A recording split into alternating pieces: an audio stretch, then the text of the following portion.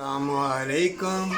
पूछा रसूल अल्लाह सल्लल्लाहु अलैहि वसल्लम से क़यामत कब आएगी? तो अल्लाह के प्यारे हबीब हज़रत मोहम्मद सल्लल्लाहु अलैहि वसल्लम ने फरमाया, तूने तैयारी की है?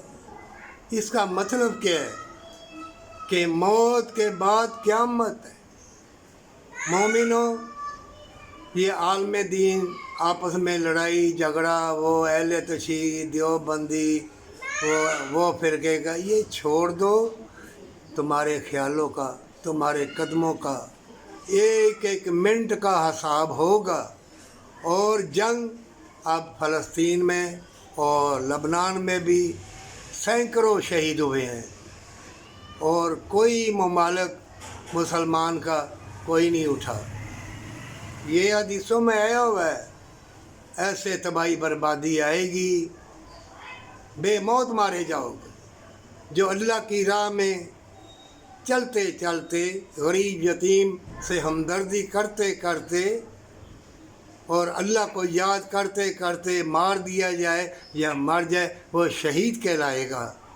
नेकी भी अल्लाह के फजलो करम से तुम्हें मिलेगी, तौबा की तौफीक भी उसकी रहमत से मिलेगी। और तुम देखोगे, कहोगे वहाँ ज़लज़ले तूफ़ान मौतें हो रही हैं, कोई ना समझेगा। बेलबास, मुर्दा दिल वाले, बेज़मीर, बेईमान और दुनिया के तलबगार, और जितना मर्जी चीखो पुकार करो वो ना समझेंगे। समझेगा वही जो अल्लाह की रहमत वाला है, चाहे वो गरीब है या अमीर है, और जो हल्के खुदाई के साथ जन्नत के लिए, तंदुरुस्ती के लिए अपनी दौलत को बांट के अल्लाह की रहमत हासिल करता है। क्योंकि अल्लाह दौलत इसलिए देता है कि मैं देखूं ये यतीमों, मस्कीनों, गरीबों को देता है कि नहीं देता है।